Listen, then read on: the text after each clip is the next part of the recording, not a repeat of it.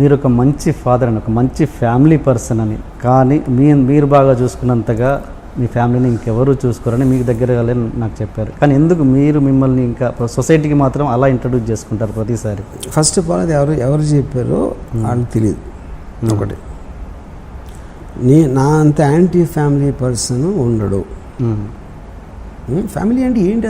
ఫ్యామిలీని చూసుకోవడం ఏంటంటే వాళ్ళు అన్నీ పోషించే బాధ్యత కావచ్చు, రకరకాల బాధ్యత ఎవరు చేయరు. ఫ్యామిలీని పోషించే ఉంటారా? అంటే ఇంత వద్దు, ఇది రిలేషన్సే వద్దు అనుకునే వ్యక్తి ఇదేంటి? ఇప్పుడు నేను మానవ సంబంధాలు, నాకు ఒక రిలేషన్షిప్, ఒక నా వాళ్ళు అనే ఫీలింగ్ అసలు నాకు ఉండదు. ఎవరి మీద ఉండదు, నా మీద నాకు కూడా ఉండదు యాక్చువల్గా. ఓకే, అలాంటప్పుడు ఎవరో నాకు రిలేటెడ్, లేకపోతే ఫ్రెండ్, చుట్టం, లేకపోతే అలాంటిది అసలు నేను అసలు అబ్సల్యూట్లీ నాకు ఫీలింగ్ ఉండదు. నా డాటర్ అమెరికాలో ఉంటుంది. ఓకే, లాస్ట్ ఇయర్ నేను హైదరాబాద్లో ఉన్నప్పుడు తను వచ్చింది. 1 month హైదరాబాద్లో ఉంటే నేను 10 నిమిషాలు కలిసాను 1 monthలో. అంటే తను కలవాలనుకున్నా అది వేరే విషయం, అది నాకు తెలియదు. తను ఏమనుకోను, నేను 10 నిమిషాలే కలిసాను. ఓకే, ఇంకా అలాంటప్పుడు నేను ఇంకా ఫ్యామిలీ పర్సన్ ఏంటి ఫ్యామిలీ పర్సన్ అంటే బాధ్యత తీసుకోవడం. బాధ్యత ఎవరు తీసుకోరండి? బాధ్యత ఎవరు తీసుకోరు. అంటే ఇంత స్ట్రైట్గా మాట్లాడే వర్మ గారు అది కూడా అంత బాధ్యత కూడా తీసుకుంటారా అని ఆశ్చర్యపడే వాళ్ళు ఉంటారు కదా. నేను ఇంకా వాళ్ళ గురించి నేను సో నా వల్ల కాదు. నా ఉద్దేశంలో ఫ్యామిలీ మీద అంటే వచ్చేసి, అమ్మా బాగున్నావా, ఎలా ఉన్నావమ్మా, ఇలా కూడా కూర్చుని మాట్లాడి అందరం భోంచేద్దాం, వెళ్ళి రెస్టారెంట్కి వెళ్దాం కలిసి అని, అలా గుడికి వెళ్ళొద్దాం, అలాంటివి నేను చేయను. ఓకే, బట్ బాధ్యత మాత్రం తీసుకుంటారు. అంటే నిజం చెప్పండి, మీకు మీ భార్య పిల్లలు గుర్తొస్తారా లేదా అసలు ఎప్పుడు? నాకు I have a fundamental problem with the words. ఆ భార్య, పిల్ల, తల్లి, చెల్లి, అసలు ఆ వర్డ్స్ మనుషులు ఇందాక నాకు బంధాలు ఉండవు, బాంధవ్యాలు ఉండవు. ఓకే, నేను ఓకే బంధాలు లేవు, ఆ మనుషులు గుర్తొస్తారు? ఉండరు, ఎవ్వరు గుర్తురు నాకు. ఓకే, నేను అప్పుడు చేస్తున్న నా సినిమాకి సంబంధించి, నా వర్క్కి సంబంధించిన మనుషులు, వాళ్ళతో నాకు పని ఉన్నప్పుడు వాళ్ళు గుర్తొస్తారు. ఓకే, అంతే. నా మొత్తం రిలేషన్షిప్స్ నా పనుల మీద డిపెండ్ అవుతాయి. ఓకే, నాకు వాళ్ళ నుంచి ఏమి కావాలి అన్నది ఒక్కటే నాకు మనుషులు గుర్తొస్తారు.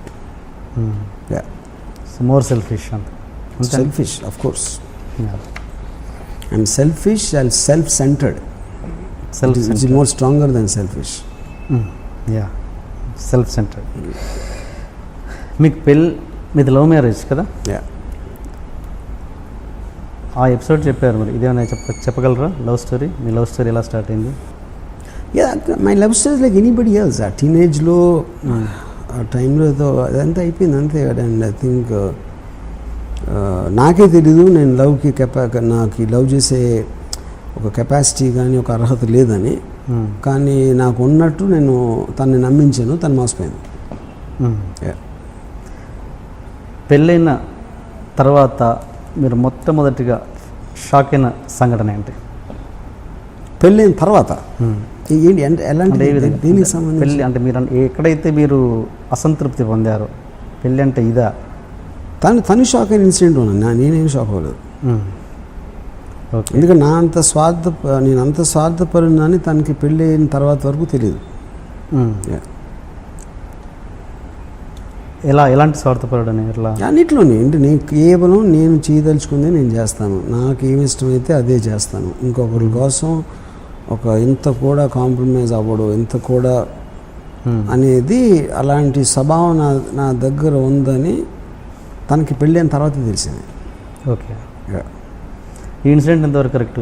ఒక పెళ్ళైన తర్వాత ఒకసారి మీ వైఫ్ మిమ్మల్ని లేపుతూ పాల ప్యాకెట్ తీసుకురా అంటే కరెక్ట్ తీసుకురావట్లేదు, ఒకసారి చెప్తారా ఏంటది? నాకు కరెక్ట్. నన్ను పొద్దున్న 5 గంటలు లేపి పాల బూత్కి వెళ్ళాను, పాలు తీసుకున్నాను. నేను వెళ్ళనని చెప్పాను.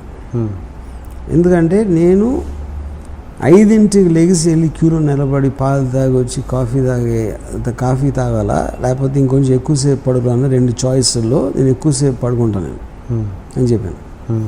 ఇప్పుడు కాఫీ అలా నీకు కావాలంటే నువ్వు తెచ్చుకోను. ఓకే. యా. సో అలాంటివి చాలా జరిగాయి. యా. శివ రిలీజ్, మీ పాప పుట్టింది శివ రిలీజ్ తర్వాత కదండి, శివ నడుస్తున్నప్పుడా? శివ నడుస్తున్నప్పుడే. సో అప్పుడు మీ పాప పుట్టడం వల్లే మీకు ఇప్పుడు ఈ సక్సెస్ వచ్చిందని చాలామంది అని ఉంటారు. అప్పుడు అది కూడా మీ చెవులకి అప్పుడు కోదండరామిరెడ్డి గారు పాప పుట్టిన ఆల్మోస్ట్ నాకు బ్రేక్ కన్ఫర్మ్ అవటం కూడా అప్పుడే జరిగింది. అదే జస్ట్ ఆల్మోస్ట్ ప్యారలల్గా. అప్పుడు ఎవరో నాకు స్టూడియోలో కలిసి కోదండరామిరెడ్డి గారు అనుకున్నాను, గుర్తురావట్లేదు, కంగ్రాట్స్ అన్నారు. అంటే నేనేమో నాకు సినిమా బ్రేక్ వచ్చింది చెప్పారు అనుకున్నా. అసలు నాకు డాటర్ పుట్టింది, దాన్ని కంగ్రాట్స్ చెప్పచ్చు అనే థాటే నాకు రాలేదు అసలు. ఎందుకంటే పిల్లోడు పుడితే కంగ్రాట్స్ చెప్పడం అనేది అది చాలా స్టూపిడ్ అనిపిస్తుంది. అంటే ఇప్పుడు ప్రతి మనిషి ప్రతి జీవరాశికి కెపాసిటీ ఉంటుంది.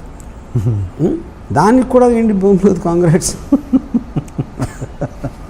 సో నేను ఒక ఏమీ ఎక్స్పీరియన్స్ లేకుండా ఫిల్మ్ ఫ్యామిలీ నుంచి రాకుండా కేవలం నాకున్న ఎబిలిటీ తోటి కన్విన్స్ చేసి నేను బ్రేక్ తెప్పించుకున్నాను అనేది కంగ్రాట్స్ చెప్పాల్సిన చాలా గొప్ప విషయం అని నా ఫీలింగ్. అది ఎవరు పిల్లల్ని పుట్టించగలిగితే అది కాంగ్రాట్స్ అంటే. సో అది అదృష్టంగా మీకు వచ్చిందని మీరు నమ్మరు దాన్ని ఎట్టిగా.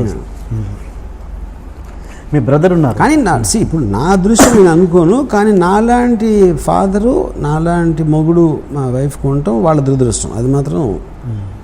బికాజ్ నా అంత సెల్ఫ్ సెల్ఫిష్ పర్సన్ అనేది ఏ ఫ్యామిలీలో ఉండకూడదు అనేది నా ఫీలింగ్. అంటే వాళ్ళ పాయింట్ ఆఫ్ వ్యూ నుంచి చెప్పేది. అదే మీకు ఇలాంటి అవేర్నెస్ అప్పుడు ఉంటే కనుక పెళ్ళి చేసి కరెక్ట్. పెళ్ళి చేస్తారు. మిస్టేక్ చేసింది నేను, బట్ సఫర్ అయిన తను. దానికి మీరు అంటే నష్టం డబ్బుల రూపంలోని కాదు, దానికి ఎలా వాళ్ళని దాన్ని ఏమంటారు నష్టపరిహారం అని డబ్బులని కాదు, దాన్ని ఎలా మీరు మళ్ళీ రీబ్యాక్ చేయగలరు? చేయలేరు. ఓకే. ఇక అది ఫీలింగ్ సంబంధించిన విషయం. ఫీలింగ్ అనేది మీరు దాన్ని ఒక కన్స్ట్రక్ట్ చేయలేదు దాన్ని. ఓకే. అందుకని మా డాటర్ ఉంది, నా డాటరు నన్ను ఒక జీవిని చూసినట్టు చూస్తుంటాను. స్పీసీస్ అంటే ఒక జూకి వెళ్తే అని ఒక, ఎందుకంటే అలాంటప్పుడు నాతో బేర్ చేయగలుగుతారు ఎవరైనా. నన్ను మనిషిగా సీరియస్గా తీసుకుని ఎవరైనా హర్ట్ అవుతారు. ఓకే. నన్ను ఒక వింత జంతువులాగా చూస్తే they can have a very good relationship with me. అందుకని నా డాటర్ నేను ఎప్పుడు నన్ను రాము అని పిలవమని చెప్తున్నాను. నాకు నాన్న అని కూడా నాకు ఇష్టం లేదు. ఓకే. అప్పుడు రాము అంటే ఆబ్వియస్లీ మీకు ఈవెన్ ఒక ప్రాక్సిమిటీ కూడా బెటర్ అయిపోతుంది. ఇక డివిజన్ లేకుండా అమ్మ బాగున్నావా, నాన్న వచ్చారా, ఇలాంటివన్నీ తీసి పాడేస్తే you will become like friends. మదర్ని రిలేషన్షిప్ ఎక్కువ ఉంటుంది. మదర్ని ఏమని పిలుస్తారు మీరు? నా మదర్ని అమ్మ, ఎందుకంటే నేను పుట్టినప్పుడు అది అలవాటు అయిపోయింది. అది నాకు అంత పుట్టినప్పుడు అంత తెలియలేదు కాబట్టి ఇప్పటికీ అమ్మ అని పిలుస్తాను నేను. అంటే మీరు అంటే మీకు ఒక నాలెడ్జ్ వచ్చింది కదా, ఇప్పుడు మానేయచ్చు కదా పిలవడం. మళ్ళీ ఇంకా అంతమంది బాంబే ముంబై అని పాలిటీషియన్స్ మారుస్తారు, కానీ ఒకసారి వర్డ్ అలవాటు అయిన తర్వాత ఇంకేంటి మార్చేది. నేను మా ఫాదరు పోయినప్పుడు నేను చెప్పాను ఇంట్లో మా మదర్కి, నాకు నాన్నగారు ఫోటో ఒక దండ వేసి అక్కడ పెట్టడం ఇష్టం లేదు. ఆయన ఒక హ్యాపీ మెమరీస్ కోసం గుర్తొచ్చినప్పుడు అనుకోను, అంతేగాని అడ్వర్టైజ్మెంట్ చేసినట్టు మా ఇంట్లో ఉండేవారు నేను పోయారు అని దండ వేసి పెట్ట నాకు చిరాకు అసలు అలాంటి ఫోటోలు చూస్తే. మామూలుగానే ఉన్నారు, మనతో ఉన్నారు, ఆయన మెమరీస్ ఉన్నాయి. కానీ మామూలుగా ఎవరైనా లోకంలో ఎవరైనా ప్రపంచంలో భార్యాభర్తలు విడిపోతే వాళ్ళు ఇంకా మర్చిపోతారు, వాళ్ళ రిలేషన్ ఇంకెవరికొరు గుర్తురారు, దూరం అయిపోతాయి రిలేషన్స్ ఎక్కడైనా. కానీ మీ విషయంలోకి వస్తే రివర్స్ అయిపోయింది. మీరు వాళ్ళని బాగా చూసుకోవడం మీన్స్ బాధ్యత తీసుకుంటున్నారు, ప్లస్ మీ బంధం కొంచెం ఎంతో కొంత అప్పటికంటే బెటర్గా ఉంది. ఇప్పుడు ఏదైనా కూడా బంధాలు అనేది ఇప్పుడు చాలామంది నాకు తెలుసు అది అయిపోయిన తర్వాత ఏదో డైవర్స్ తీసుకుంటారు, వేరే పెళ్లి చేసుకుంటారు, మళ్ళీ వెళ్ళి విజిటేషన్ రైట్స్ పెట్టుకుని సాటర్డే సండే ఆ కూతురు కొడుకుతో ఉండి ఇలాంటి ఎంతో 100 మంది ఉంటారు అలాంటి. నువ్వు మిగతా బంధాలు తెచ్చుకోకుండా అలాంటివి నేను చేయనే. అలాంటప్పుడు మీ రిలేటివ్ డిగ్రీలో మీరు మెజర్ చేస్తే నాకు ఏ మాత్రం నేను వన్ ఆఫ్ ద కాదు, నాకు తెలిసిన వాళ్ళలో మోస్ట్ సెల్ఫిష్ పర్సన్.